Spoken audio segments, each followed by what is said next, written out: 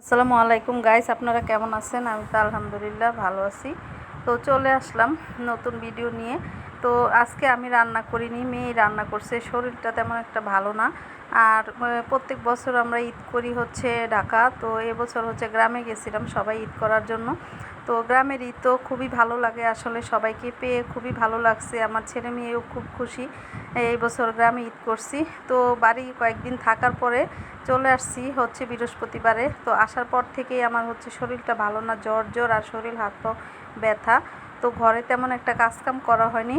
আর রান্না করব, তো মেয়ে বলতেছিল আম্মু আমি রান্না করি, কি রান্না করব। তো বাড়িতে গেছিলাম, তেমন ভালো মন্দ খাওয়া হয়েছে, আর বাসায় আসার পরেও খাওয়া হয়েছে। তো সেই জন্য আজকে বলতেছিল মেয়ে যে মাছ আর ভাত করি। তো মাছ ভাত খেতে কিন্তু ভালো লাগে। তো কয়েকদিন হচ্ছে মাংস টাংস খেয়ে আর ভালো লাগে না, সেই জন্য আজকে মাছ রান্না করলো। তো ঘরেও তেমন একটা বাজার ছিল না, আর ঈদে আমরা হচ্ছে বাড়ি চলে যাব, সেই জন্য তেমন বাজার করা হয়নি। তো শুক্রবার দিন ওর বাবা হচ্ছে বাজার করছে, মাছ টাছ সব কিছু ফ্রিজ থেকে খালি হয়ে গেছিলো, আর সেজন্য আনাও হয়নি। তো শুক্রবারে হচ্ছে বাজারে গিয়ে সব বাজার টাজার করলো। আর এই যে একটু বড় মাছ আনছিল, তো সেগুলোকে ভেজে নিল মেয়ে একদম কড়া করে। আর হচ্ছে ভেন্ডি ভাজি করছে, আর হচ্ছে আম দিয়ে ডাল রান্না করছে। এই গরমে কিন্তু আম ডাল খেতে খুবই ভালো লাগে। আর হচ্ছে সজনে ডাঁটা রান্না করবে আলু দিয়ে একটু ঝোল ঝোল করে। আর এই যে সজনে ডাঁটা মেয়ে কিন্তু কষাইতেছে, তো একটু লাড়া দিতে চলে আসছে। আর আমি হচ্ছে পাশে একটু দাঁড়িয়ে দাঁড়িয়ে, যে অনেক দিন হয়েছে কিন্তু ভিডিও ছাড়ি না। তো একটু প্রবলেম হয়েছিল আমাদের, সেজন্য ভিডিও ছাড়া হয়নি, প্রায় মাসখানেকের উপরে হয়ে যাবে আমি ভিডিও ছাড়ি না। তো আমি ভাবছি আপনারা আমাদেরকে ভুলেই গেছেন। আর এই দেখুন কতগুলা কাপড় জমা হয়েছে। তো আমার শরীরটা ভালো না দেখে আজকে ধুইনি, ভাবছি 2-1 দিন পরে ধুবো। তো সমস্যা নেই, মেয়ে বলতেছিল আম্মু আমি কয়েকটা ধুয়ে দেই।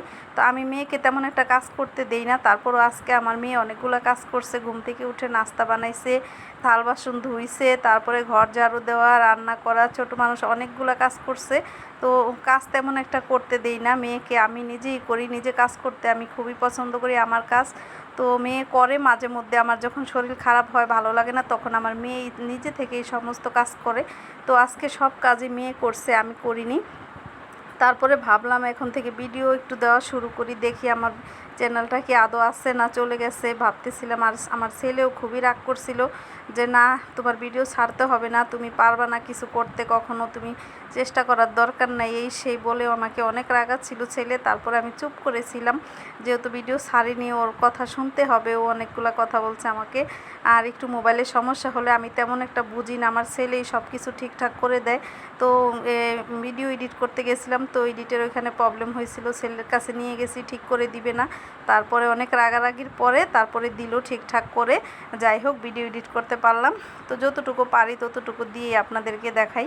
তো এই তো মাছ রান্নাটাও হয়ে গেছে, দেখুন একদম সজনে ডাঁটার ঝোল, খেতে কিন্তু খুবই ভালো লাগে। আপনারা যারা যারা সজনে ডাঁটা খান না, খাওয়ার অভ্যেস করবেন। এই সজনে ডাঁটার ঝোল কিন্তু প্রচণ্ড উপকার শরীরের জন্য। আর আমার হাজব্যান্ড এত পছন্দ করে কি বলবো, ওকে প্লেট ভর্তি করে দিলে ও বসে বসে খাবে, কখনো বলবে না যে আমাকে আর দিও না, মানে এত পছন্দ ওর সজনে ডাঁটা। তো একটু